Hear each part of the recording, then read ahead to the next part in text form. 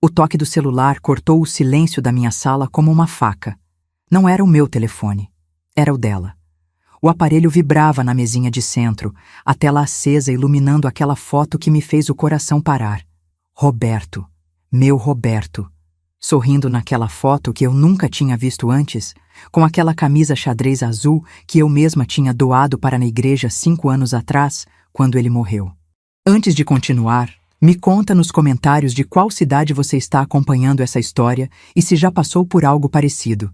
E não esquece de se inscrever no canal para não perder histórias como essa. Eu estava congelada ali, de pé no meio da sala, com a xícara de café ainda na mão, assistindo aquele aparelho tocar, tocar, tocar. O nome na tela era dele. Roberto Amor, com aquele emoji ridículo de coração. Minha nora tinha o número do meu marido morto salvo no celular dela, com foto recente, com emoji de coração. Carolina tinha saído há menos de 5 minutos. Ela sempre vinha aos domingos, religiosamente, desde que Roberto morreu. Vinha com aquele sorriso de nora perfeita, trazia pão de queijo ainda quente, me ajudava com a horta, ficava horas conversando sobre amenidades, enquanto eu fingia que não via a pressa dela para ir embora. Hoje ela tinha esquecido o celular. Pela primeira vez em 5 anos de visitas semanais, ela tinha esquecido o maldito celular. E agora ele estava tocando. Minha mão tremia quando peguei o aparelho. A ligação já tinha caído, mas a notificação permanecia ali, piscando. Uma mensagem de texto. Saudades de você. Hoje à noite, no nosso lugar, R. Roberto. Meu Roberto, que estava enterrado há 5 anos no cemitério municipal, ao lado da campa de sua mãe, debaixo daquele ipê amarelo que ele tanto amava. Sentei no sofá antes que minhas pernas desistissem de me sustentar.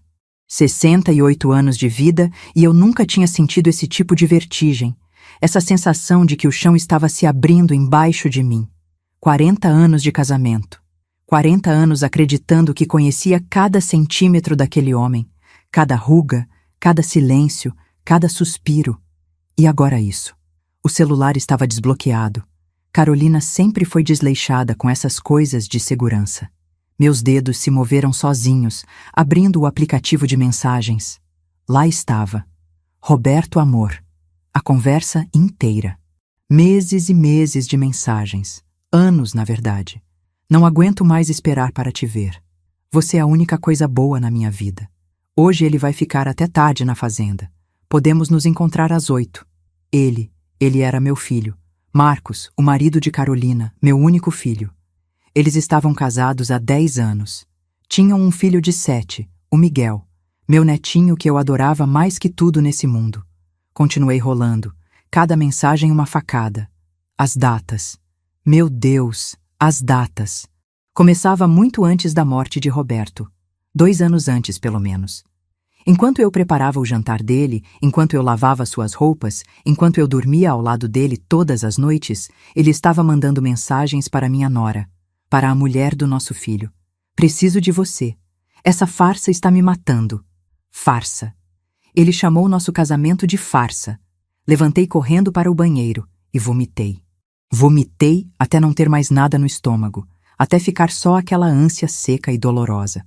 Ajoelhada no chão frio do banheiro que Roberto tinha reformado para mim 3 anos antes de morrer. Ele tinha escolhido cada azulejo, tinha ficado semanas procurando a torneira perfeita. Ou tinha sido tudo mentira também? Cada gesto de carinho, cada olhar, cada "eu te amo" murmurado na escuridão do quarto? Voltei para a sala cambaleando. O celular ainda estava lá, a tela agora escura, mas pulsando com minha culpa. Eu estava invadindo a privacidade de Carolina. Eu estava lendo conversas que não eram minhas. Mas como algo podia não ser meu quando envolvia meu marido? Meu casamento? Minha vida inteira? Desbloqueei de novo. Precisava entender. Precisava saber até onde ia aquela traição. Tinha fotos, dezenas delas. Roberto e Carolina em lugares que eu não reconhecia. Um chalé rústico à beira de uma represa. Ele com aquela camisa xadrez azul, a mesma da foto do perfil. Carolina com um vestido vermelho que eu nunca tinha visto. Os dois abraçados, sorrindo, felizes. Ele olhava para ela do jeito que costumava olhar para mim nos primeiros anos de casamento, quando ainda morávamos naquele apartamento minúsculo em São Paulo, antes de conseguirmos comprar a fazenda. Uma foto me chamou a atenção. Eles estavam deitados em uma rede, entrelaçados, e ao fundo dava para ver uma placa. Forcei a vista, ampliei a imagem. Represa de Joanópolis, 78 quilômetros. Joanópolis. Roberto sempre dizia que ia pescar em Joanópolis com os amigos uma vez por mês. Eu ficava feliz por ele ter aquele tempo para si, aquele descanso da rotina pesada da fazenda. Mentira. Tudo mentira. E vocês? O que fariam se descobrissem que seu casamento inteiro foi uma farsa? Olhei para o relógio. 3 da tarde. Carolina ia perceber que tinha esquecido o celular em breve. Ia voltar. Ia bater na minha porta com aquela cara de santa, pedindo desculpas pelo esquecimento, e eu ia ter que entregar o aparelho para ela, fingir que não tinha visto nada, sorrir como sempre sorria para minha nora perfeita. Não, não ia fazer isso. Peguei meu próprio celular e comecei a fotografar tudo. Cada mensagem, cada foto, cada evidência daquela traição monstruosa. Minhas mãos tremiam tanto que algumas fotos saíram borradas, mas continuei. Precisava daquilo. Não sabia ainda para quê, mas precisava. A campainha tocou. Merda. Ela já estava de volta. Fechei rapidamente o aplicativo, limpei a tela do celular com a bainha da minha blusa e fui até a porta. Respirei fundo 3 vezes antes de abrir. Carolina estava ali, linda como sempre, com aquele sorriso largo e falso que eu nunca tinha percebido ser falso até hoje. Oi, sogra. Desculpa incomodar de novo, mas acho que esqueci meu celular aí. Sua voz era alegre, despreocupada. Ela não fazia ideia. Ah, sim, querida. Está ali na mesinha. Minha voz saiu firme, firme demais. Será que ela percebeu? Carolina entrou, pegou o celular e olhou a tela. Eu vi seu corpo inteiro se enrijecer quando ela viu a notificação da mensagem. Seus olhos se arregalaram por uma fração de segundo antes de ela recuperar a compostura. Tudo bem, sogra? A senhora está meio pálida. Ela se aproximou, tocou meu braço. Eu me afastei como se aquele toque queimasse. Estou ótima, só um pouco cansada. Você sabe como é, a idade... Carolina me olhou com aquela expressão de pena que eu odiava. Pena da velha viúva patética, presa às memórias de um marido morto. Um marido que, na verdade, não estava morto. Não completamente. Não enquanto seu nome ainda piscava na tela do celular da minha nora com promessas de encontros noturnos. Tem certeza? Quer que eu fique um pouco? Posso fazer um chá? Não! A palavra saiu mais alta do que eu pretendia. Quer dizer, não precisa, querida. Você deve ter coisas para fazer. O Marcos e o Miguel devem estar te esperando. Algo passou pelo rosto dela quando mencionei Marcos. Culpa? Medo? Ou era só minha imaginação, agora vendo sinais em cada expressão? Tá bom, então. Qualquer coisa me liga, viu? Ela me beijou no rosto. Seus lábios tocaram minha pele e eu tive que fazer força para não gritar, para não empurrá-la para longe, para não pegar aquele vaso de cerâmica da estante e quebrar na cabeça dela. Quando ela saiu, tranquei a porta e deslizei até o chão, abraçando meus joelhos. As lágrimas finalmente vieram, quentes e raivosas, encharcando meu rosto, minha blusa, o chão de madeira que Roberto tinha instalado com as próprias mãos. Roberto, meu Roberto, como você pôde? A casa estava em silêncio, mas eu podia jurar que ouvia sua risada. Aquela risada grave que eu amava, que me fazia sentir segura mesmo nos dias mais difíceis. Olhei para a parede da sala, onde tínhamos dezenas de fotos emolduradas. Nossa vida inteira estava ali. O casamento na igrejinha de Santo Antônio, o nascimento do Marcos, viagens em família, aniversários, natais, páscoas, 40 anos de memórias que agora pareciam fotos encenadas de uma peça de teatro. Levantei e fui até o quarto. Nosso quarto. A cama ainda tinha os mesmos lençóis que usávamos quando ele estava vivo. Eu nunca tive coragem de mudá-los. O guarda-roupa dele ainda guardava algumas peças de roupa que eu não conseguia doar. Abri a porta e aquele cheiro característico dele invadiu minhas narinas. Como era possível que suas roupas ainda tivessem aquele cheiro depois de 5 anos? Fui até o criado mudo dele. Tinha uma gaveta que eu nunca abria. Eram as coisas pessoais dele: relógio, carteira, alguns papéis. Abri. No fundo, debaixo de uma agenda velha, encontrei um envelope pardo. Dentro tinha uma chave. Uma chave que eu nunca tinha visto. Virei o envelope. No verso, escrito com a letra dele, Joanópolis. Meu coração acelerou. A represa. O chalé nas fotos. Ele tinha uma propriedade lá. Um lugar secreto onde se encontrava com ela. Sentei na cama, segurando aquela chave. Era pequena, dourada, levemente enferrujada. Parecia inofensiva. Mas na minha mão pesava como chumbo, como se carregasse o peso de todos aqueles anos de mentiras. Eu precisava ir lá. Precisava ver com meus próprios olhos. Não ia conseguir dormir, comer, respirar direito até ver aquele lugar. Até entender o tamanho da traição. Olhei para o relógio novamente. 4 da tarde. Dava tempo de ir e voltar antes de escurecer. Joanópolis ficava a pouco mais de 1 hora daqui. Peguei as chaves do meu carro, botei a chave misteriosa na bolsa e saí. A estrada para Joanópolis serpenteia pela serra, cheia de curvas fechadas e paisagens bonitas que hoje eu não conseguia ver. Minha mente estava em outro lugar, revivendo cada momento dos últimos anos, procurando sinais que eu tinha perdido. Os finais de semana que ele sumia para pescar. As viagens de negócios que pareciam mais frequentes. Aquele perfume diferente que uma vez senti em sua camisa e que ele disse ser de uma colega de trabalho que tinha dado um abraço nele. Como eu fui tão idiota, tão cega? A cidade de Joanópolis era pequena e tranquila. Parei em um posto de gasolina e perguntei sobre propriedades na beira da represa. O atendente, um jovem que não devia ter mais de 20 anos, foi solícito. Tem várias casas e chalés por lá, senhora. Muita gente de São Paulo tem segunda residência aqui. A senhora está procurando alguma específica? Mostrei a foto que tinha tirado do celular de Carolina, ampliada para mostrar o chalé ao fundo. Ele olhou com atenção. Ah, conheço esse lugar. Fica lá pro lado do condomínio Vista Serrana. É um chalé meio isolado, bem no cantinho da represa. Bonito, mas bem afastado. O senhor que mora lá gosta da privacidade. Senhor que mora lá. Presente. Não passado. Mora? Tem alguém morando lá agora? Minha voz saiu estranha, aguda. Ah, sei lá se mora permanente, né? Mas eu vejo o cara de vez em quando, vem abastecer aqui. Um senhor alto, cabelo grisalho, sempre de camisa xadrez. Ele deu de ombros.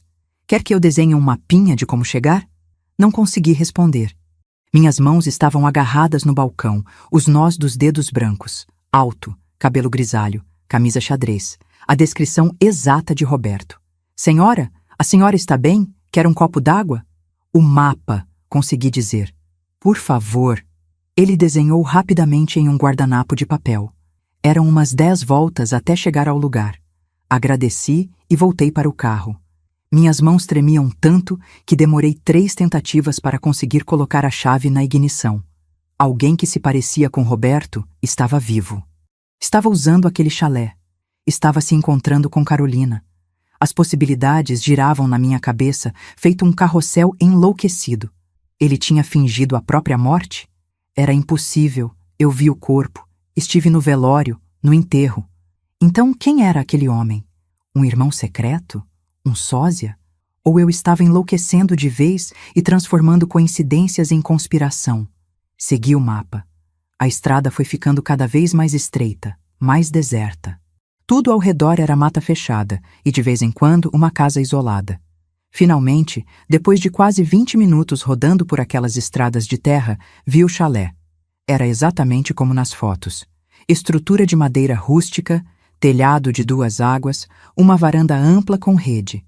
E lá estava a placa que eu tinha visto na foto. Refúgio do Amor. Refúgio do Amor. Eu quase ri, ou quase vomitei de novo, as 2 coisas ao mesmo tempo. Parei o carro a uns 50 metros de distância, escondido por uma moita de árvores. Não tinha outro carro no local. A casa parecia vazia. Fiquei ali sentada por longos minutos, reunindo coragem. O que eu esperava encontrar lá dentro? Provas? Respostas? Ou só mais dor. Finalmente saí do carro e caminhei até a porta. Meu coração batia tão alto que eu podia ouvi-lo nos ouvidos.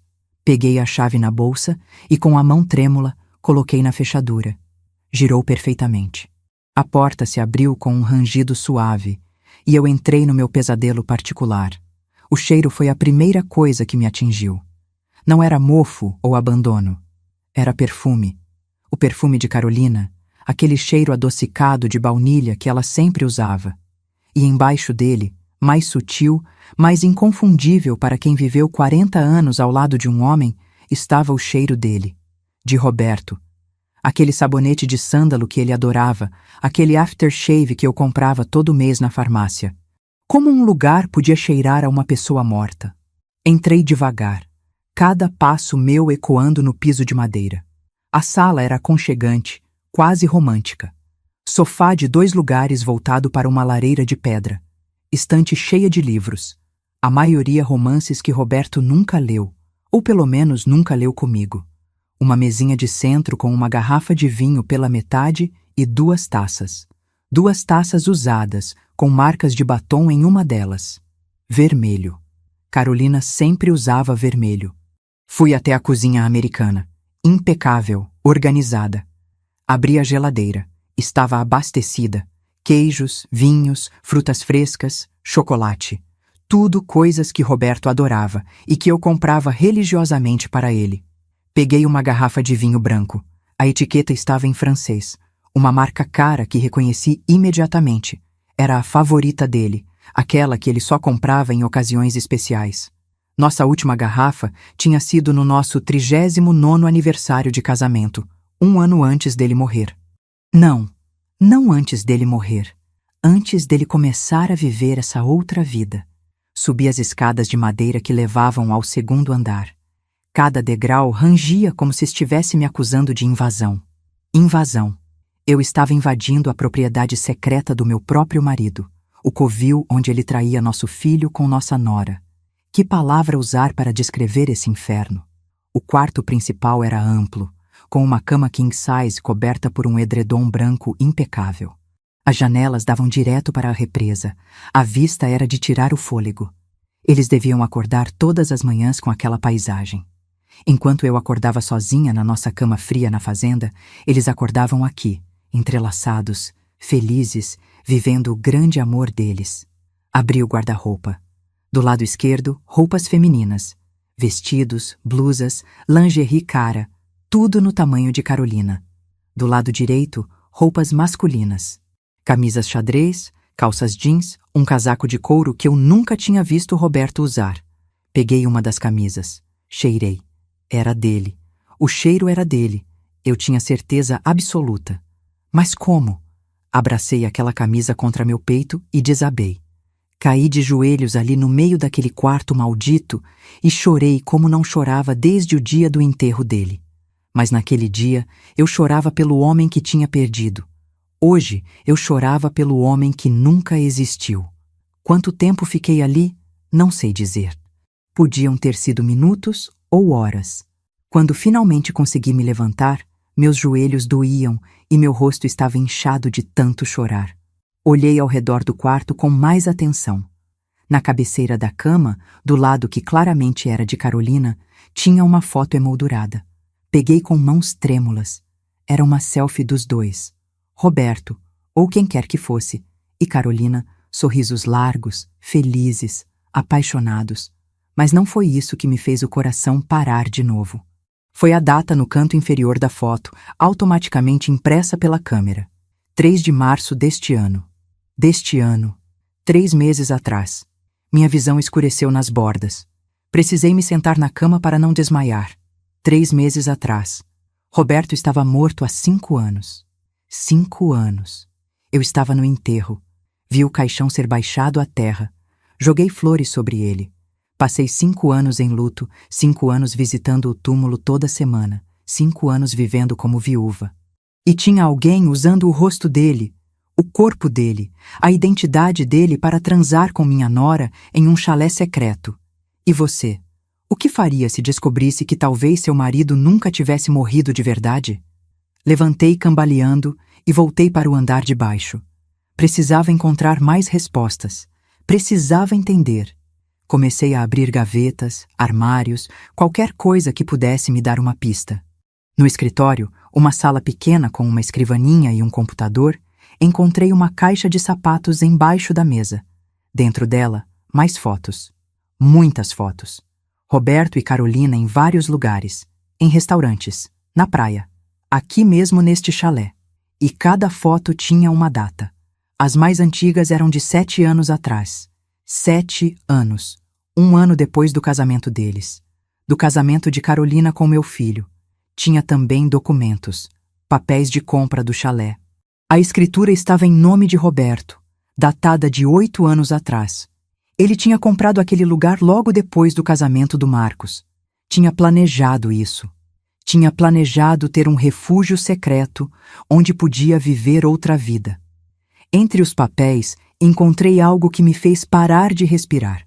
Uma carta, manuscrita, com a letra de Roberto. Não tinha destinatário, nenhuma data, mas pela cor amarelada do papel, parecia velha. Eu não aguento mais. Não aguento fingir que sou feliz, que amo a vida que construí. 40 anos casado e me sinto preso em uma jaula de ouro. Conheci alguém. Alguém que me faz sentir vivo de novo. Alguém que me olha como se eu fosse especial e não apenas o provedor, o marido, o pai. Sei que é errado. Sei que vou destruir tudo. Mas pela primeira vez em décadas, quero acordar de manhã. Pela primeira vez, tenho algo pelo que viver. A carta caiu das minhas mãos. 40 anos casado. Ele tinha escrito isso enquanto ainda estava comigo. Enquanto eu preparava o café dele todas as manhãs. Enquanto eu cuidava da casa, da fazenda, dele. Eu era a jaula de ouro. Eu era a prisão. O som de pneus na terra me fez congelar. Um carro estava chegando. Olhei pela janela e vi um sedã escuro parando em frente ao chalé. Meu primeiro instinto foi correr, esconder, sair dali. Mas meus pés não se moveram. Fiquei paralisada, observando. A porta do motorista se abriu e um homem saiu. Alto, cabelos grisalhos, ombros largos. De costas era a imagem exata de Roberto. Meu coração acelerou tanto que doeu. Ele se virou. E eu vi seu rosto. Era ele. Era Roberto. Ou era um clone, um sósia perfeito. Cada ruga, cada traço, até a forma como ele andava, aquele jeito meio torto de favorecer a perna esquerda desde que tinha torcido o joelho anos atrás. Era impossível. Impossível. Entrei em pânico. Corri para os fundos da casa procurando uma saída. Tinha uma porta nos fundos da cozinha. Abri devagar, saí e me escondi atrás de uma pilha de lenha. Meu carro estava longe demais. Ia ter que passar na frente da casa para chegar até ele. Não podia. Não podia deixar que ele me visse. Ouvi a porta da frente se abrir. Passos pesados no piso de madeira. E então sua voz. A voz dele. Carol? Você está aí? Era a voz de Roberto. Cada inflexão, cada tonalidade. Como isso era possível? Eu estava enlouquecendo? Será que o luto, o choque da descoberta da traição tinham finalmente quebrado minha mente? Esperei em silêncio, o corpo todo doendo de ficar agachada atrás daquela lenha. Ouvi ele se movendo pela casa, abrindo e fechando portas, subindo as escadas. Finalmente, depois do que pareceram horas, ouvi o carro dar partida e se afastar. Esperei mais 10 minutos antes de me atrever a sair. Minhas pernas estavam dormentes, meu corpo tremia incontrolavelmente. Corri até meu carro como se estivesse sendo perseguida por fantasmas. Talvez estivesse. A volta para casa foi um borrão. Não lembro de ter dirigido, mas de alguma forma cheguei. Estacionei na garagem e fiquei ali sentada por longos minutos, tentando processar o que tinha visto, tentando manter minha sanidade intacta. Quando finalmente entrei em casa, o sol já estava se pondo. A casa estava na penumbra, as sombras longas e ameaçadoras. Acendi todas as luzes. Precisava de luz. Precisava afastar as sombras que estavam se formando na minha mente. Sentei no sofá da sala, o mesmo sofá onde tinha visto o celular de Carolina tocar horas atrás. Parecia que tinha sido em outra vida. Peguei meu celular e olhei as fotos que tinha tirado das mensagens dela. Eram reais. Não era minha imaginação. E então tive uma ideia. Uma ideia terrível, mas necessária. Precisava de provas concretas. Precisava saber quem era aquele homem. Precisava ver com meus próprios olhos o que estava acontecendo. No dia seguinte, antes do sol nascer, dirigi até a cidade. Tinha uma loja de eletrônicos que um amigo do Marcos tinha recomendado uma vez para instalar câmeras de segurança na fazenda. Entrei assim que abriram. O vendedor, um rapaz jovem com óculos grandes, me cumprimentou animado. Bom dia! Em que posso ajudar? Preciso de uma câmera. Minha voz saiu rouca. Uma câmera pequena que possa esconder, com áudio, e que grave tudo. Ele me olhou curioso, mas não perguntou nada. Profissional. Mostrou vários modelos. Escolhi uma minúscula, do tamanho de um isqueiro, que podia ser camuflada em qualquer objeto. Ela gravava direto em um cartão de memória e tinha autonomia de bateria para 2 dias seguidos. Perfeita. Paguei em dinheiro. Não queria deixar rastros no cartão de crédito. De volta para casa, estudei o manual da câmera. Era surpreendentemente fácil de usar. Só precisava escondê-la em algum lugar do chalé onde pudesse captar tudo. E então teria minhas respostas. Mas tinha um problema. Como voltar lá sem ser vista? Como ter certeza de que eles não estariam lá? Olhei para o celular. Tinha a resposta ali nas mensagens de Carolina que tinha fotografado. Eles marcavam os encontros, planejavam tudo. Só precisava ler as mensagens e descobrir quando seria o próximo encontro. Mas o celular era de Carolina. Eu não tinha mais acesso a ele. A menos que... Liguei para ela. 2 toques e ela atendeu. Oi, sogra. Tudo bem? Oi, querida. Estava pensando... Que tal você vir almoçar aqui hoje? Faz tempo que não fazemos aquela macarronada que você adora. Houve uma pausa. Ela não esperava por isso. Ah, sogra, adoraria, mas hoje está meio corrido. Tenho 1000 coisas para fazer. Ah, que pena! Fiz minha voz soar desapontada. Estava tão animada para ter companhia. Esses dias sozinha estão pesando, sabe? Outra pausa. Consegui ouvir o conflito na respiração dela. Tá bom. Deixa eu ver se consigo organizar as coisas aqui. Que horas? 12:00? Perfeito. Até logo, sogra. Desliguei e sorri. Um sorriso amargo, triste, mas ainda assim, um sorriso. Se Carolina estava vindo almoçar comigo, talvez trouxesse o celular.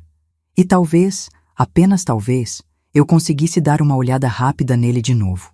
Preparei a macarronada. Usei toda a minha concentração naquela tarefa simples, tentando não pensar, não sentir. Só cozinhar, picar os tomates, refogar a cebola, deixar o molho apurar. Tarefas que fazia há 50 anos, desde que era uma menina ajudando minha mãe na cozinha. Carolina chegou pontualmente ao 12:00. Trouxe uma torta de limão. Comprei na padaria nova. Disseram que é a especialidade deles. Que querida você é. As palavras saíam automáticas, ensaiadas por anos de convivência fingida. Como eu nunca tinha percebido o quanto esse teatro era cansativo. Almoçamos, conversamos sobre amenidades, o tempo, os planos para o aniversário do Miguel, a nova professora da escola, e o tempo todo eu ficava olhando para a bolsa dela, pousada na cadeira ao lado. O celular estava lá. Eu podia sentir. Sabe, Carolina, tenho pensado muito nesses últimos dias. Minha voz era calma, mas calculada. Sobre Roberto, sobre como era nosso casamento. Ela quase engasgou com o vinho. Ah, é, e... O que tem pensado? Se ele era feliz, de verdade feliz, ou se era só confortável. Sabe como é? 40 anos é muito tempo. Às vezes me pergunto se ele não ficou cansado de mim. Vi o pânico nos olhos dela. Rápido, logo substituído por compaixão falsa. Sogra, não fala isso. O senhor Roberto adorava a senhora. Todo mundo via isso. Você acha? Inclinei para a frente. Porque às vezes tenho a sensação de que tinha coisas sobre ele que eu não sabia. Segredos, talvez. O silêncio que se seguiu foi pesado. Carolina mexia no garfo, empurrando comida de um lado para outro do prato. Todo mundo tem segredos, sogra. É verdade. Levantei. Vou buscar a sobremesa. Você pode pegar aqueles pratinhos ali na estante?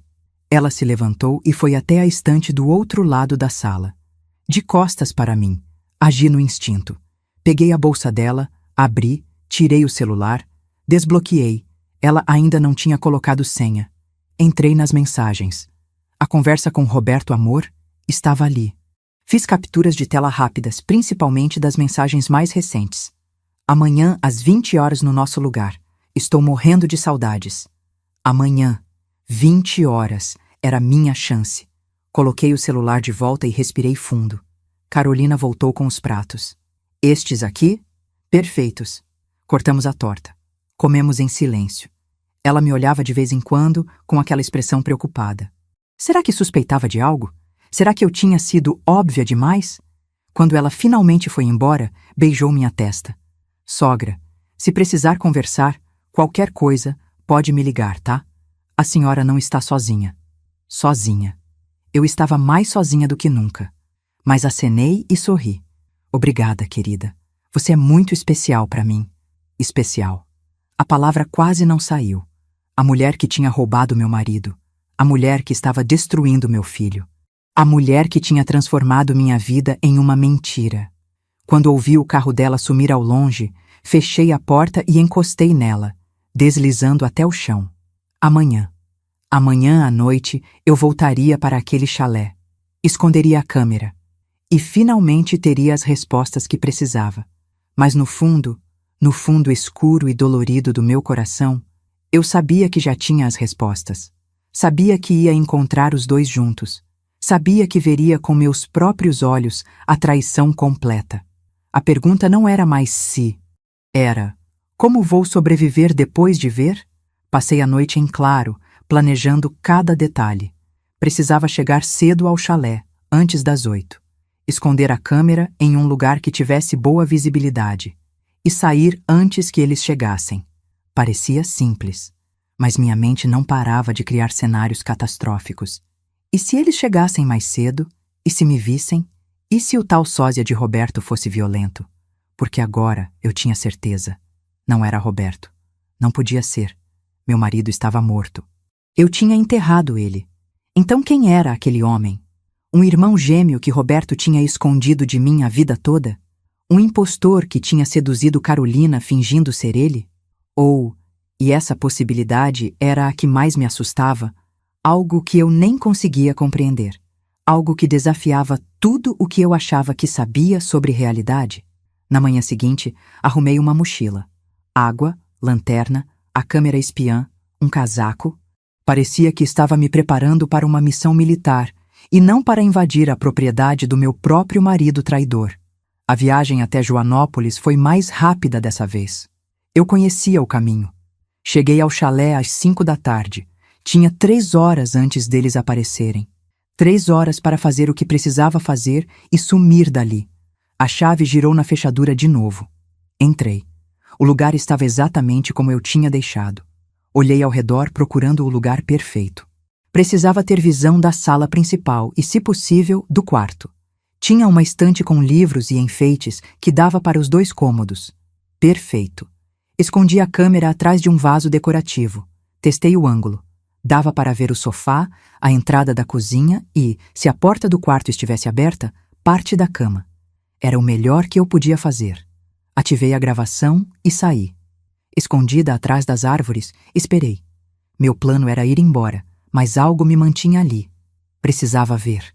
Precisava confirmar com meus próprios olhos que aquilo tudo era real. Às 8h15, 2 carros chegaram. Separados. Primeiro Carolina, naquele SUV branco que Marcos tinha dado de presente para ela no ano passado. Ela saiu do carro radiante, arrumou o cabelo, verificou a maquiagem no retrovisor. Estava linda. Vestido vermelho justo, salto alto. Ela nunca se arrumava assim para meu filho. 15 minutos depois, o sedã escuro. E então ele, o sósia, o clone, o fantasma, Roberto. Saiu do carro e abriu os braços. Carolina correu para ele. Eles se beijaram ali na frente do chalé, sem pressa, sem medo, como se fossem os únicos 2 seres no universo. Ele a girou no ar E ela riu, aquele riso alto e genuíno que eu nunca tinha ouvido dela. Entraram abraçados. A porta se fechou. E eu fiquei ali, escondida nas sombras, com o coração despedaçado em 1000 pedaços, assistindo à felicidade deles. A felicidade que tinha sido construída sobre as ruínas da minha vida, do meu casamento, da minha família. Quanto tempo fiquei ali, não sei. Só sei que quando finalmente consegui me mover, andar até meu carro e dirigir para casa, a lua já estava alta no céu. E eu já não era a mesma pessoa que tinha sido pela manhã. Porque agora eu sabia. Agora eu tinha certeza. E não havia volta. Cheguei em casa às 3 da manhã. A fazenda estava mergulhada em silêncio, apenas o canto dos grilos e o vento nas árvores. Entrei cambaleando, deixei a mochila cair no chão da entrada e me arrastei até o sofá. Não tinha forças para subir as escadas até o quarto. Não tinha forças para nada. Dormi ali mesmo, um sono agitado cheio de pesadelos. Roberto me perseguindo pela casa, rindo daquela risada que eu amava, mas que agora soava sinistra. Carolina usando meu vestido de noiva, caminhando em direção a um altar onde ele esperava. Marcos chorando, me chamando, mas eu não conseguia alcançá-lo. Acordei com o sol já alto, o corpo todo dolorido, a boca seca. Levantei e fui até a cozinha. Fiz café no automático, as mãos ainda tremendo. Enquanto a máquina trabalhava, peguei a mochila e tirei a câmera de dentro. Era tão pequena, como algo tão minúsculo podia carregar verdades tão destrutivas. Sentei à mesa da cozinha com o notebook. Inseri o cartão de memória. Arquivos de vídeo começaram a aparecer. 3 horas e 40 minutos de gravação. Respirei fundo e cliquei no primeiro arquivo. A imagem era surpreendentemente nítida. Dava para ver a sala toda, parte da cozinha e, com a porta aberta, um pedaço do quarto. O áudio também estava perfeito. Claro demais. Eu ia ouvir cada palavra, cada suspiro, cada mentira. Os primeiros minutos eram só a sala vazia, então a porta se abriu. Carolina entrou primeiro, jogou a bolsa no sofá. Ele entrou logo atrás, fechando a porta. E então, eles se beijaram. Um beijo longo, profundo, desesperado. As mãos dele nos cabelos dela, as mãos dela abrindo a camisa dele. Avancei o vídeo. Não precisava ver aquilo. Não precisava torturar a mim mesma com cada detalhe físico da traição. Parei quando os vi sentados no sofá, já vestidos de novo, conversando. Tem certeza que ela não desconfia? A voz dele era igual, assustadoramente igual à voz de Roberto. Tenho. A Silmara vive no mundo dela, nas memórias do marido perfeito. Ela não tem a menor ideia. Carolina riu, um riso cruel que eu nunca tinha ouvido. Aliás, é até engraçado. Ela me trata como filha, me liga para conversar, faz almoço para mim. Se soubesse que eu transava com o Roberto enquanto ela preparava o jantar dele... Carol, não fala assim. Ele pareceu desconfortável. A Silmara não merece isso. Não merece? Ricardo, ela teve 40 anos com ele. 40 anos de um homem que não a amava mais, que vivia no automático. Eu dei a ele os melhores anos da vida dele. Eu fiz ele se sentir vivo de novo. Ricardo. Ela tinha chamado ele de Ricardo. Voltei o vídeo. Assisti de novo. Ricardo. Ela teve 40 anos com ele. Ricardo. Não Roberto. Ricardo. Minha mente estava girando, tentando processar. Quem era Ricardo? Por que ele era idêntico a Roberto? Por que Carolina o chamava por outro nome, mas falava de Roberto como se fossem pessoas diferentes? Continuei assistindo. Às vezes me sinto culpado. Ele, Ricardo, falava enquanto servia vinho para os dois. De estar vivendo essa mentira, de estar ocupando o lugar dele. Você não está ocupando lugar nenhum. Você é você. O Roberto se foi. Nós estamos apenas continuando o que ele começou. Mas o Marcos vai ficar bem. Ele sempre fica. É igual ao pai, sabe? Aquele tipo de homem honesto demais, bom demais, nunca vai nem desconfiar. Precisei pausar o vídeo. Meu filho.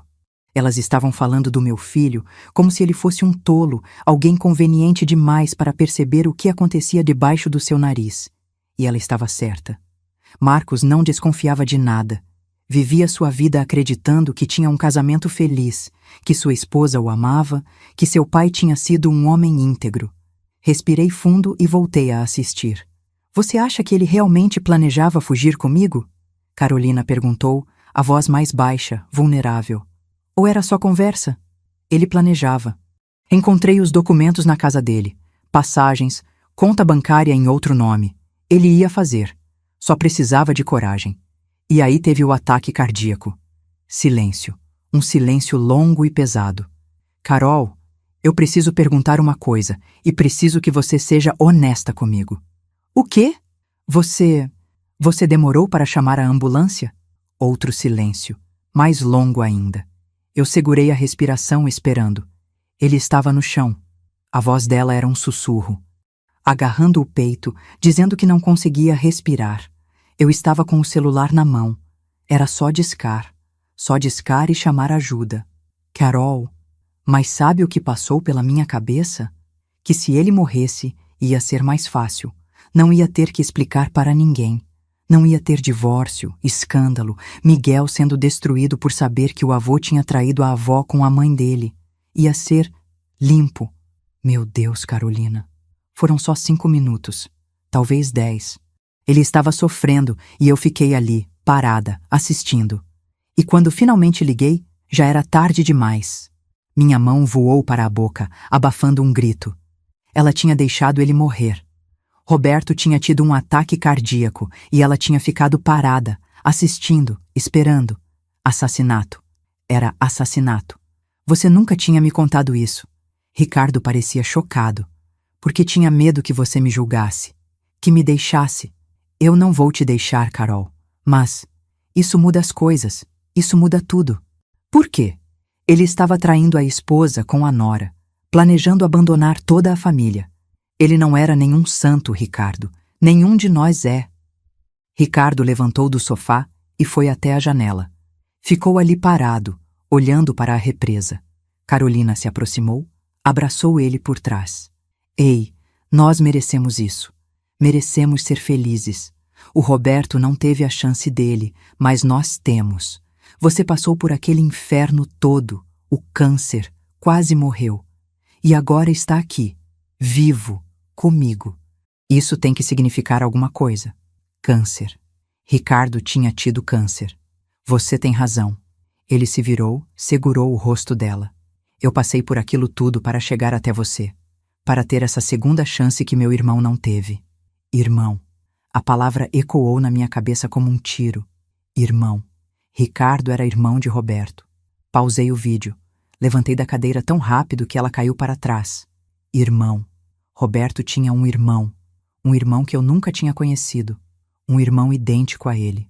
Fui até o escritório de Roberto, aquele cômodo que eu raramente entrava porque era o espaço pessoal dele. Comecei a revirar tudo.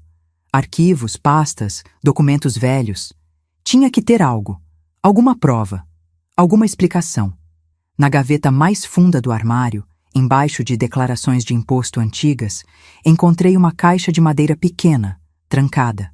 Procurei a chave por 20 minutos até achar, grudada com fita adesiva no fundo da gaveta. Dentro da caixa tinha fotos. Fotos de 2 crianças idênticas. Bebês. Devia ter uns 6 meses na foto. Os 2 usavam roupinhas iguais, mas em cores diferentes. Um de azul, outro de verde. No verso de uma das fotos, escrito à mão: Roberto e Ricardo, 6 meses. Gêmeos. Roberto tinha um irmão gêmeo. Tinha outras fotos. As crianças um pouco maiores, talvez com 2 ou 3 anos, sempre juntos, sempre idênticos. E então as fotos paravam. Não tinha mais nada depois daquela idade. No fundo da caixa, um documento oficial: certidão de adoção. Ricardo Almeida Silva tinha sido adoado por um casal de Belo Horizonte quando tinha 3 anos. Motivos: dificuldades financeiras da família biológica. Adoção parcial. Um dos gêmeos permaneceu com os pais biológicos. Dificuldades financeiras. Os pais de Roberto eram pobres, tiveram gêmeos e não conseguiram criar os 2. Então deram um deles. Separaram 2 bebês porque não tinham dinheiro para alimentá-los. E Roberto nunca tinha me contado. 40 anos juntos, e ele nunca mencionou que tinha um irmão gêmeo. Um irmão idêntico que tinha sido arrancado dele quando tinha 3 anos. Voltei para a cozinha, para o notebook. Precisava ver o resto. Precisava entender tudo. Continuei assistindo o vídeo de onde tinha parado. Seu irmão ia gostar de saber que você está cuidando do que ele mais amava, Carolina estava falando. Eu não estou cuidando. Eu me apaixonei por você. É diferente. É? Porque às vezes tenho a sensação de que você está tentando ser ele. Usar as mesmas roupas, os mesmos perfumes. Até o jeito de andar você copiou. Eu não estou tentando ser ele. Eu sou ele. Quer dizer, poderia ter sido. Se a vida tivesse sido diferente, se não tivessem me dado para a adoção, eu seria o Roberto e ele seria o Ricardo. Não fala assim. Você é você. Sou, porque eu olho no espelho e vejo o rosto dele. Uso as roupas que eram dele. Durmo com a mulher que era dele. Às vezes acordo de manhã e por um segundo esqueço quem eu sou. O tom de voz dele era angustiado, desesperado. E pela primeira vez desde que tinha descoberto tudo isso, senti algo além de raiva. Senti pena. Pena de Ricardo, que tinha passado a vida sem o irmão, que tinha reencontrado Roberto só para perdê-lo, que agora vivia uma farsa, fingindo ser alguém que não era para segurar um amor que talvez nem fosse realmente dele. Ei, me olha. Carolina segurou o rosto dele. Você não é o Roberto. Você é o Ricardo, o homem que eu escolhi. O homem que está aqui, vivo, comigo. O Roberto se foi. Essa é a nossa vida agora. Nossa história. Eles se beijaram de novo. Mas dessa vez o beijo era diferente. Não era paixão. Era desespero. Era 2 náufragos se agarrando um ao outro em um mar tempestuoso. Avancei o vídeo mais uma vez. Queria chegar no final, ver se tinha mais alguma revelação. Eles jantaram, conversaram sobre coisas banais, o trabalho dele, uma viagem que queriam fazer. Era quase normal, quase como um casal comum tendo um encontro romântico. Mas não eram um casal comum. Ela ainda era casada com meu filho, e ele ainda era o irmão do homem que ela tinha deixado morrer. O vídeo acabou quando eles subiram para o quarto. Não fui além. Não precisava. Já tinha visto o suficiente. Mais do que suficiente. Fechei o notebook e fiquei ali sentada, tentando processar tudo. Roberto tinha um irmão gêmeo. Carolina tinha um caso com Roberto e tinha deixado ele morrer. E agora ela estava com Ricardo, vivendo a fantasia que nunca conseguiu ter com meu marido. E o meu filho? Marcos não sabia de nada. Vivia sua vida achando que tinha uma esposa fiel e um pai que tinha sido um bom homem. Como eu ia contar para ele? Como ia destruir a imagem que ele tinha do pai? Como ia dizer que a mulher que ele amava era uma assassina? Não podia. Não podia fazer isso com ele. Marcos era um homem bom, honesto. Isso ia destruí-lo. Ia destruir tudo. Mas eu também não podia deixar as coisas como estavam. Não podia fingir que não sabia. Não podia continuar sorrindo para Carolina, tratando ela como nora, deixando ela destruir meu filho aos poucos, enquanto vivia sua vida dupla. Precisava agir. Mas como? Passei os próximos 3 dias em uma neblina. Não dormi. Mal comi. Ficava sentada naquele escritório, olhando as fotos dos 2 meninos idênticos, tentando entender como tinha chegado a esse ponto, tentando decidir o que fazer. E você? O que faria se descobrisse que sua nora não só traiu seu filho, mas deixou seu marido morrer? No 4º dia, tomei uma decisão. Ia confrontá-los. Ia até aquele chalé maldito e ia exigir respostas. Todas as respostas. E então ia decidir o que fazer com elas. Esperei até sábado. Sabia que eles se encontravam aos sábados à noite. Tinha lido nas mensagens. Dessa vez não me escondi. Estacionei o carro bem na frente do chalé e subi os degraus da varanda com passos firmes. Bati na porta. Forte. 3 batidas que ecoaram pela noite silenciosa. A porta se abriu. Ricardo estava lá, de camisa entreaberta, com cara de quem tinha sido interrompido. Seus olhos se arregalaram quando me viu. Silmara. Oi, Ricardo. Minha voz estava surpreendentemente calma. Ou devo te chamar de Roberto? Afinal, É isso que você está fingindo ser, não é? Ele ficou pálido. Atrás dele, ouvi Carolina gritar. Que porra é essa? Ela apareceu na porta. Quando me viu, toda a cor sumiu do rosto dela. Sogra, o que a senhora está fazendo aqui? Acho que a pergunta certa é: o que vocês dois estão fazendo aqui? Empurrei a porta e entrei. Não tinham me convidado, mas também não tentaram me impedir. Melhor ainda, quem diabos você é? Olhei para Ricardo. E o que você fez com a vida do meu marido? Ricardo e Carolina se entreolharam. Vi o pânico nos olhos dos dois. Bom, era exatamente o que eu queria ver. Senta. Ricardo finalmente falou. Por favor, eu vou te explicar tudo. Não.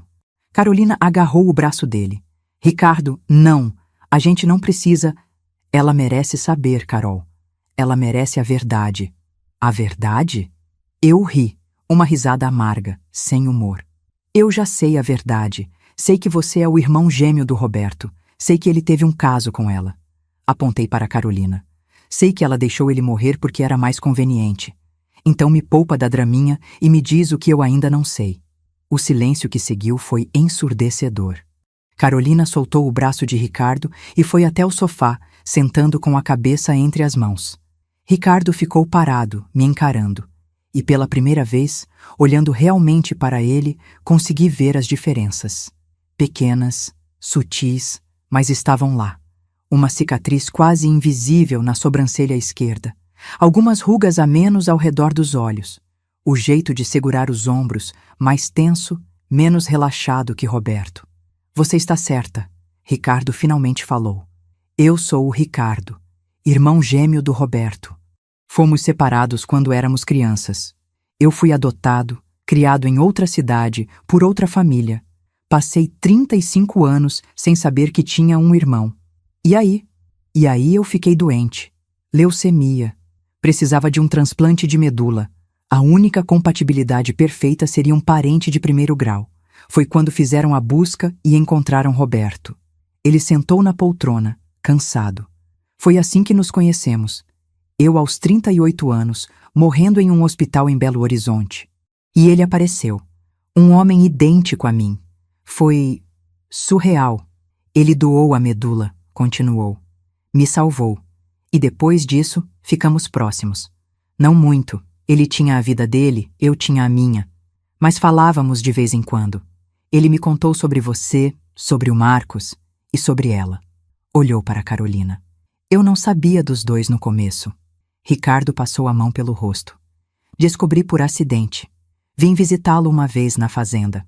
Você tinha viajado para cuidar da sua irmã doente, lembra? E ela estava lá, Carol, saindo do quarto dele de manhã cedo. Eu me lembrava.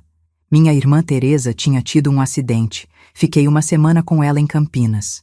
Quando voltei, Roberto estava estranho, distante. Agora eu sabia por quê. Ele me contou tudo. Disse que estava apaixonado, que não aguentava mais viver a mentira do casamento, que ia deixar você e fugir com ela. Mas aí ele morreu. Minha voz saiu fria. Aí ele morreu. Ricardo repetiu. E eu fiquei arrasado. Era meu irmão, o único que eu tinha. Fui ao enterro. Você não me reconheceu. Por que reconheceria? Você nem sabia que eu existia. Meses depois, Carol me procurou. Ele olhou para ela. Disse que precisava conversar. Nos encontramos em um café. Ela chorou. Disse que tinha perdido o amor da vida dela, que não sabia como continuar. E você aproveitou. Olhei para ele, acusadora. Viu a chance de ter a mulher que seu irmão amava. Não foi assim. Sua voz subiu. Não no começo. No começo eu só queria consolá-la, entender o que Roberto tinha visto nela, por que ele estava disposto a jogar tudo fora. E aí você se apaixonou. E aí eu me apaixonei, ele confirmou. Foi gradual. Nos encontrávamos para conversar sobre ele, para dividir a dor. E de repente não era mais sobre ele. Era sobre nós, sobre o que sentíamos um pelo outro. Isso é nojento. Me levantei. Vocês dois são nojentos. Você. Apontei para Ricardo. Assumindo a identidade do seu irmão morto. E você. Olhei para Carolina. fodendo com o pai do seu marido e depois com o tio dele. Que tipo de pessoa faz isso? Carolina levantou a cabeça, lágrimas escorrendo pelo rosto. O tipo que nunca foi amada. Sua voz era um sussurro. Eu casei com o Marcos porque era o que se esperava de mim. Família boa, homem trabalhador, futuro seguro. Mas eu nunca o amei. Não do jeito que deveria. Então por que não se divorciou? Por que destruir ele assim? Porque é fácil falar, difícil é fazer. O Marcos é um bom homem, um ótimo pai. Como eu ia tirar isso do Miguel? Como ia ser a mulher que destruiu a família? Então achou melhor ser a mulher que traiu o marido com o sogro e com o cunho? Minha voz estava carregada de sarcasmo. Que moral! Eu sei que fui covarde. Carolina limpou as lágrimas. Eu sei. Mas o Roberto, ele me fazia sentir especial. Me olhava como se eu fosse a única mulher no mundo. E depois o Ricardo. Ele é tudo o que o Roberto era, mas sem a culpa, sem o passado. Era uma segunda chance. Segunda chance. Repeti as palavras como se fossem veneno. Às custas do meu filho. Às custas da minha família. Olhei para os dois. Carolina chorando no sofá. Ricardo com a cabeça baixa, evitando meu olhar. E senti algo estranho. Não era só raiva. Era tristeza. Uma tristeza profunda e devastadora. Porque no final, todos ali éramos vítimas. Eu, de um marido que nunca me amou de verdade. Marcos, de uma esposa que casou por conveniência. Ricardo, de uma vida que nunca teve, de um irmão que foi roubado dele. E até Carolina, presa em um casamento sem amor, buscando afeto nos lugares errados. Mas saber isso não tornava a dor menor. Não tornava a traição mais fácil de engolir. Eu quero que vocês acabem com isso. Falei, decidida. Quero que você, Carolina, dê um divórcio digno pro meu filho. Rápido, sem drama. Inventa qualquer desculpa, mas não destrói ele com a verdade. E quanto a mim? Ricardo perguntou. Você some. Some da vida dele, do Miguel, de todos nós. E se eu não quiser? Então eu conto tudo. Conto sobre o Roberto e a Carolina. Conto que você está fingindo ser ele. Conto que ela deixou seu irmão morrer e deixa os cacos caírem onde caírem. O silêncio que seguiu foi longo. Eu podia ver os dois processando, pesando as opções, decidindo se valeria a pena desafiar uma velha viúva armada com a verdade. Tá bom, Carolina finalmente falou. Eu vou pedir o divórcio. Vou dizer que preciso de espaço, que preciso me encontrar. O Marcos vai sofrer, mas vai superar. E o Ricardo? O Ricardo vai esperar, ele completou. Vou esperar o tempo que for necessário. E quando tudo se acalmar, quando o Marcos refazer a vida dele, aí nós vamos poder ter a nossa. Era um acordo. Não era justo, não era bonito, mas era o que tinha. Olhei para os dois uma última vez antes de sair.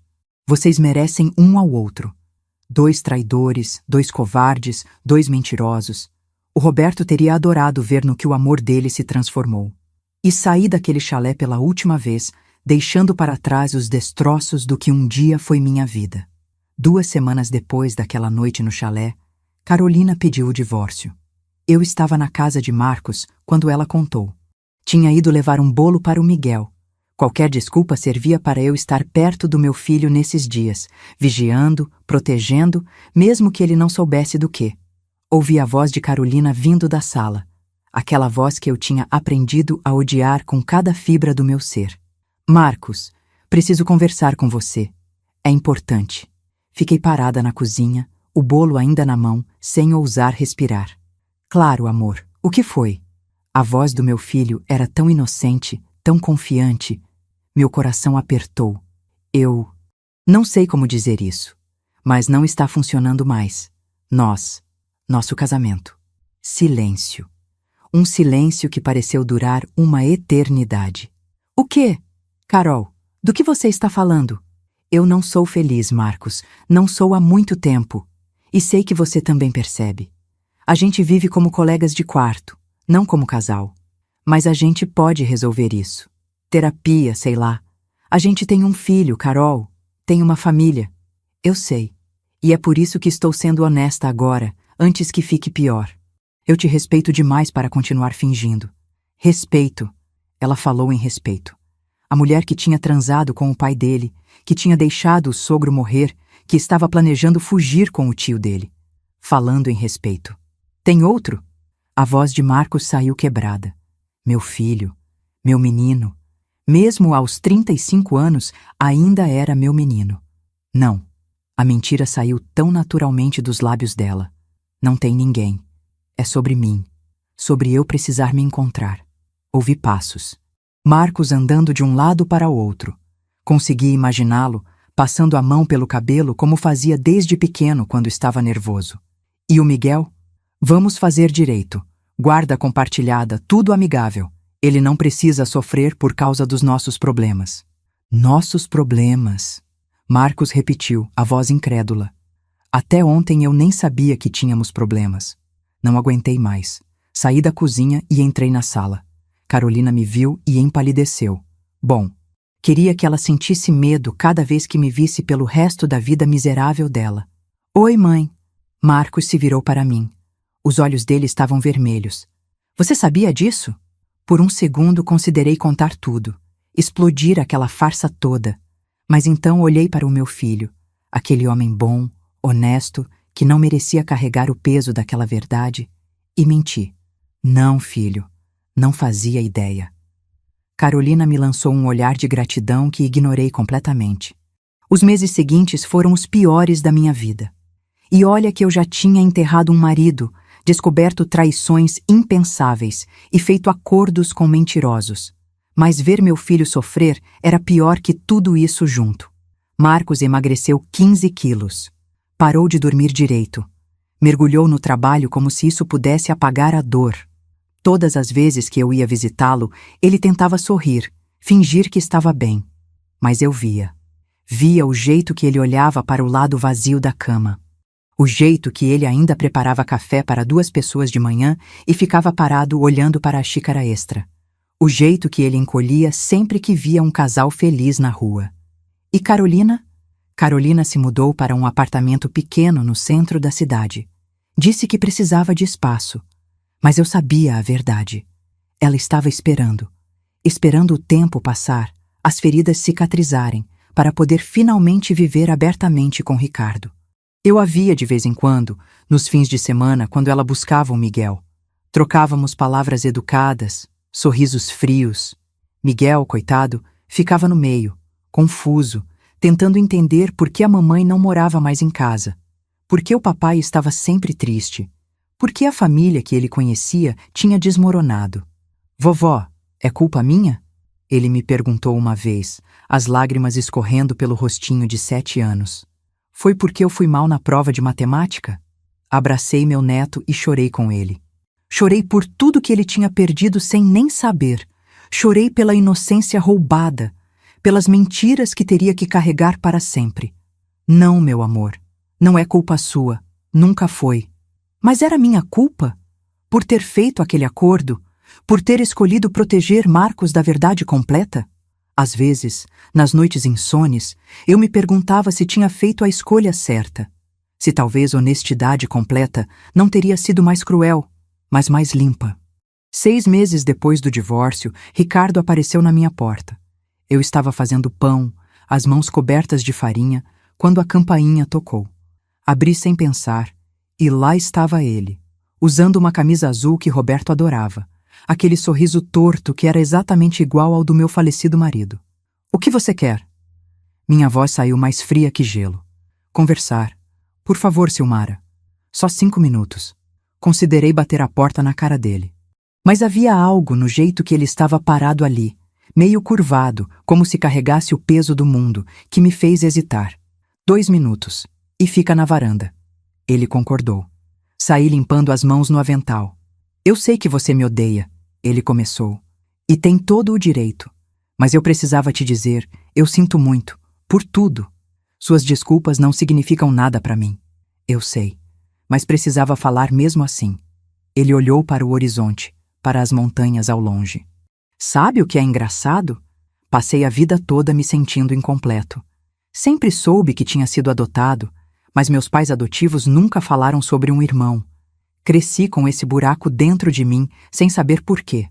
Isso não te dá direito de destruir a vida das pessoas. Você está certa. Não dá. Ele finalmente me olhou e vi lágrimas nos olhos dele. Mas quando conheci o Roberto, quando vi meu rosto dele, foi como se uma parte de mim que estava perdida há 35 anos tivesse voltado. E quando ele morreu, perdi de novo. Perdi antes mesmo de ter tido tempo de conhecê-lo direito. E a Carolina foi seu consolo? Foi mais que isso. Foi uma conexão com ele, com a vida que ele tinha, com a família que poderia ter sido minha também, se não tivessem me dado. Isso não torna menos errado. Eu sei. Ele passou a mão pelo rosto.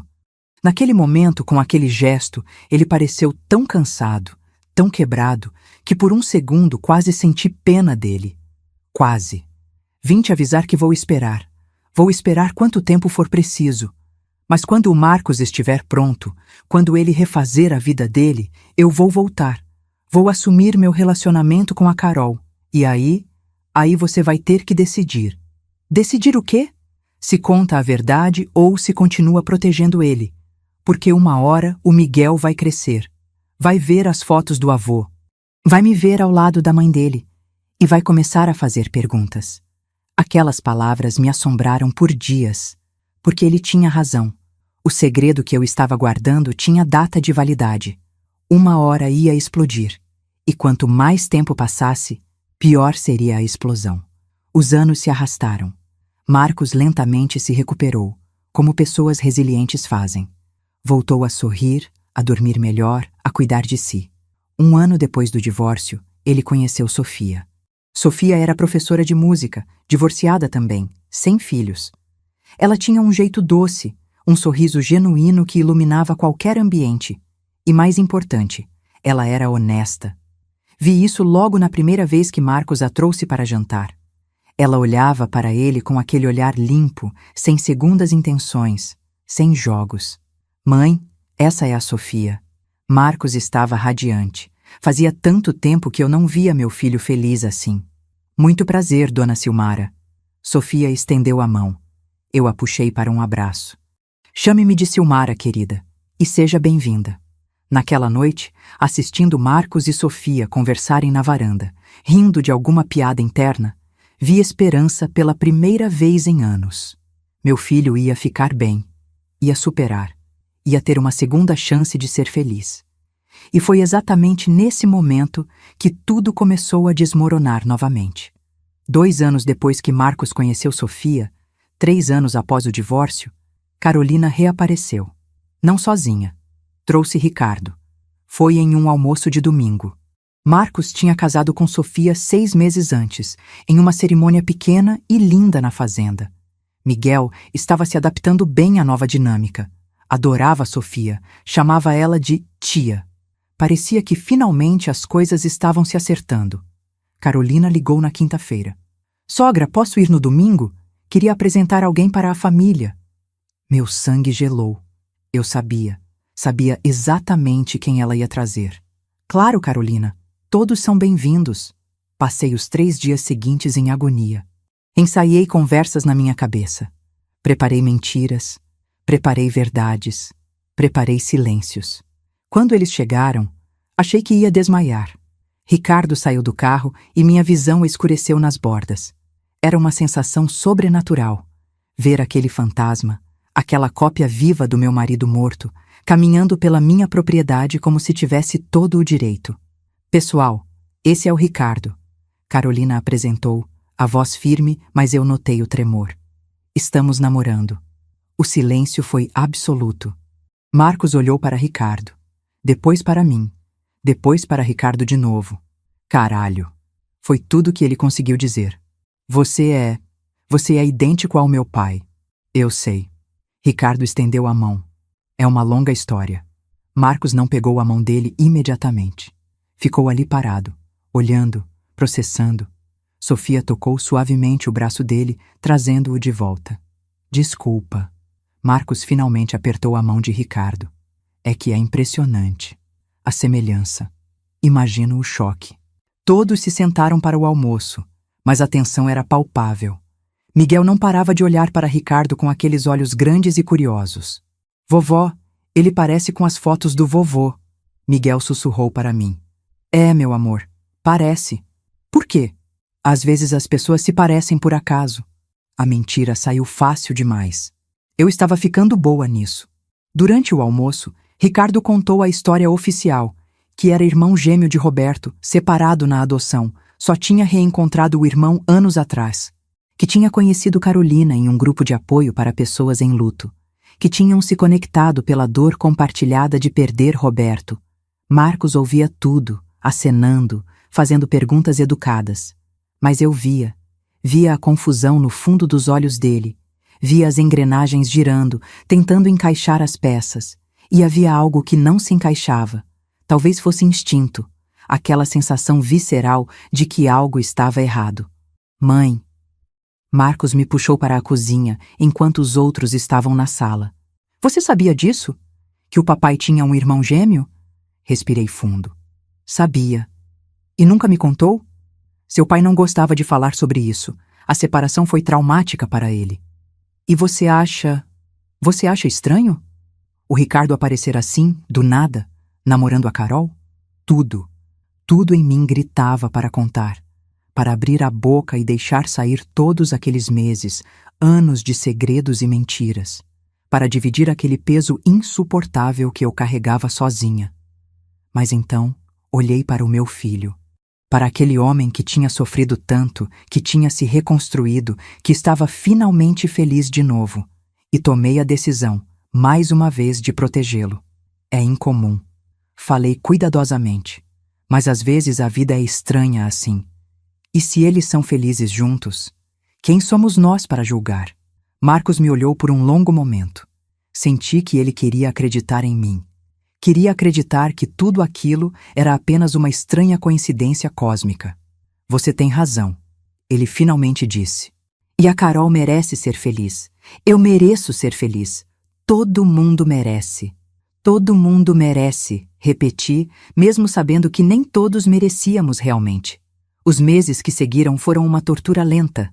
Ricardo e Carolina se tornaram presença constante nos almoços de família. Miguel se apegou a Ricardo, vendo nele uma figura paterna substituta. Marcos e Sofia mantinham uma distância educada, mas cordial. E eu? Eu vivia em um estado constante de vigilância, observando cada interação, cada olhar, cada palavra, esperando o momento em que a verdade ia finalmente explodir. Esse momento quase chegou no aniversário de 10 anos de Miguel. A festa era na fazenda. Crianças correndo por todo lado, balões, bolo decorado com tema de super-heróis. Miguel estava radiante, abrindo presentes, brincando com os amigos. Até que ele encontrou o álbum. Eu tinha guardado aquele álbum há anos, logo depois de descobrir sobre Ricardo. Tinha colocado em uma caixa no sótão, junto com outras memórias de Roberto que eu não conseguia destruir, mas também não conseguia olhar. Miguel, explorando a casa como crianças fazem, tinha encontrado o sótão, encontrado a caixa, encontrado o álbum. Vovó, ele apareceu na cozinha, o álbum nas mãos. Achei fotos antigas. Olha, meu coração parou. Aquele álbum tinha as fotos dos gêmeos bebês, Roberto e Ricardo juntos. Miguel, querido, vamos guardar isso depois. Seus amigos estão te chamando. Mas olha essa foto! Ele abriu em uma página específica. A foto dos 2 meninos, uns 5 anos, abraçados. Tem 2 vovôs. Como tem 2 vovôs? A cozinha estava cheia de gente. Marcos, Sofia, Carolina, Ricardo. Todos congelaram, olhando para a foto. Deixa eu ver isso. Marcos pegou o álbum, olhou a foto, leu a descrição no verso. Roberto e Ricardo, 5 anos, último dia juntos antes da adoção.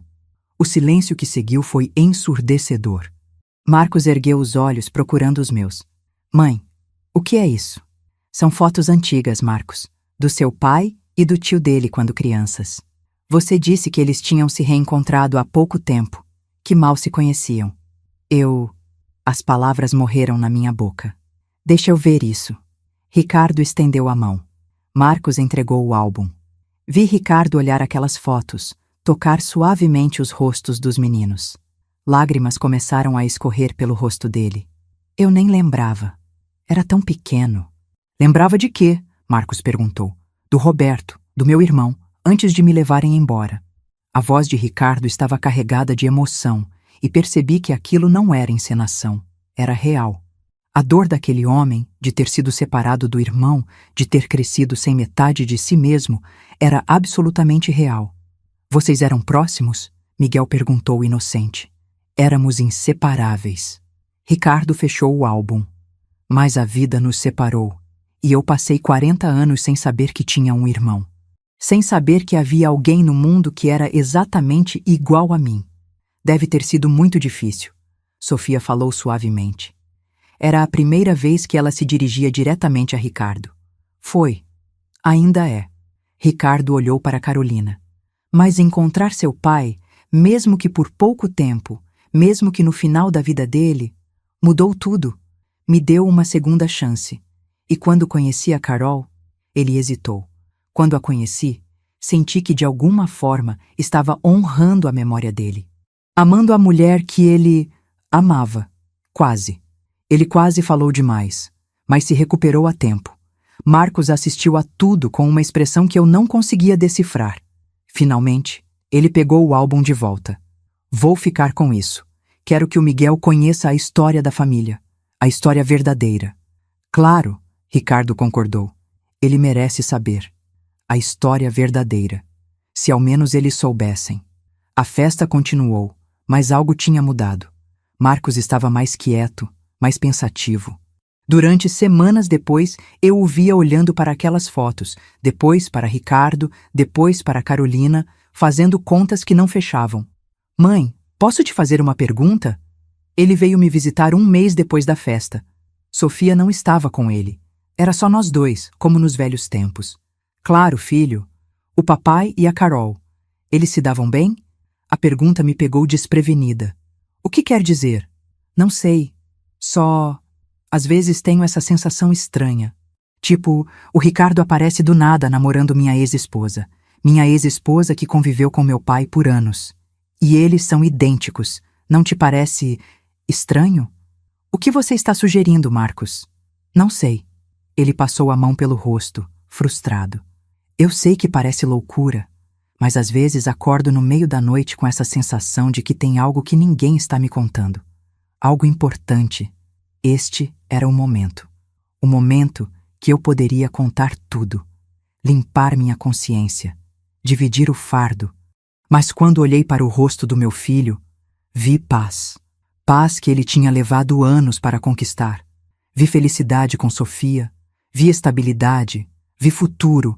E tomei a decisão que tinha tomado tantas vezes antes. A decisão que me assombraria pelo resto da vida. Filho. Segurei as mãos dele. Eu sei que o divórcio foi difícil. Sei que ver a Carol com outra pessoa, especialmente alguém que se parece tanto com seu pai, deve mexer com você. Mas às vezes as coincidências são apenas coincidências. E guardar rancor, procurar problemas onde talvez não existam, só vai te fazer sofrer mais. Marcos me olhou nos olhos por um longo momento. Depois assentiu, devagar. Você tem razão. Eu preciso deixar o passado no passado. Exatamente. Ele me abraçou. Obrigado, mãe. Sempre sabe o que dizer. Não, filho. Eu nunca sei o que dizer. Só sei o que esconder. Os anos passaram. Marcos e Sofia tiveram uma filha, Helena. Miguel cresceu, se tornou um adolescente. Continuava fazendo perguntas sobre a semelhança entre Ricardo e o avô, mas menos frequentemente. A novidade tinha passado. Carolina e Ricardo compraram uma casa juntos. Não o chalé. Aquele lugar tinha sido vendido por minha insistência. As memórias ali eram tóxicas demais. Eles se mudaram para a cidade, viviam abertamente como casal. Em festas de família, sentavam lado a lado, de mãos dadas, como qualquer casal normal. E eu envelheci carregando o peso daqueles segredos. Cada aniversário, cada Natal, cada reunião familiar era uma tortura silenciosa. Ver Ricardo usando a camisa de Roberto, ouvindo ele rir com aquela risada que era igual. assistindo ele segurar a neta dele, porque Helena também era neta dele, por sangue, e fingir que era apenas o namorado da ex-madrasta. Tinha noites que eu acordava suando frio, sonhando com o dia que Carolina tinha deixado Roberto morrer, sonhando com o celular na mão dela, parada, assistindo. 5 minutos, 10 minutos. Uma vida inteira mudando naqueles minutos. Assassina. Ela era uma assassina. E eu era cúmplice por manter o segredo. Mas era esse o preço, não era? O preço da paz. O preço de proteger meu filho. O preço de manter a família unida, mesmo que fosse uma união construída sobre mentiras. Hoje, 10 anos depois daquele dia que vi o celular de Carolina tocar, estou sentada na varanda da fazenda. Tenho 78 anos. Meu corpo está cansado, mas minha mente está mais cansada ainda. Marcos está feliz com Sofia. Eles acabaram de comemorar 9 anos de casamento. Helena tem 7 anos. É uma menina linda e esperta. Miguel tem 17. Está no último ano do ensino médio. Pensa em fazer medicina. Carolina e Ricardo continuam juntos. Recentemente se casaram. Um casamento pequeno, discreto. Marcos foi. Abraçou os dois. Desejou felicidades. Meu menino, tão bom, tão inocente. E você deve estar se perguntando se eu me arrependo. Se eu faria diferente se pudesse voltar. A verdade? Não sei. Protegi meu filho da verdade mais devastadora que ele poderia conhecer.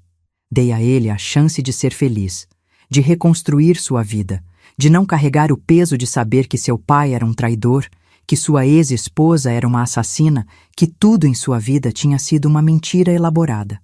Mas o preço foi alto.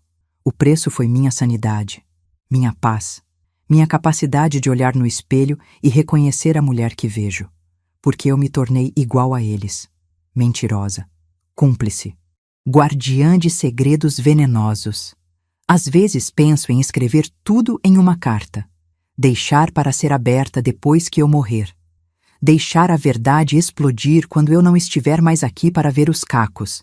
Mas então olho para minha família, para Marcos brincando com Helena no jardim, para Miguel estudando na mesa da cozinha, para Sofia preparando o jantar, cantando baixinho, e penso: vale a pena destruir tudo isso por uma verdade que não vai mudar nada, que só vai causar dor? Roberto está morto. Está morto há 10 anos. Não vai voltar. Não vai pedir perdão. Não vai ter a chance de se explicar ou se redimir. Carolina e Ricardo, eles são culpados, sim, mas também são humanos, falhos, quebrados, buscando amor nos lugares errados. Merecem punição? Talvez. Mas quem sou eu para ser o juiz? Então carrego o peso sozinha. É minha cruz. Minha penitência por ter vivido 40 anos com um homem que eu achava que conhecia, mas que era um completo estranho. E sabe o que é pior? Sabe qual a parte que mais dói? Que eu ainda sinto falta dele. Roberto. Meu Roberto. Mesmo sabendo tudo o que sei, mesmo conhecendo cada mentira, cada traição, cada momento de falsidade, eu ainda acordo algumas manhãs esperando ver ele dormindo ao meu lado. Ainda preparo café para 2 antes de lembrar. Ainda ouço sua risada no vento. Porque é isso que o amor faz, não é?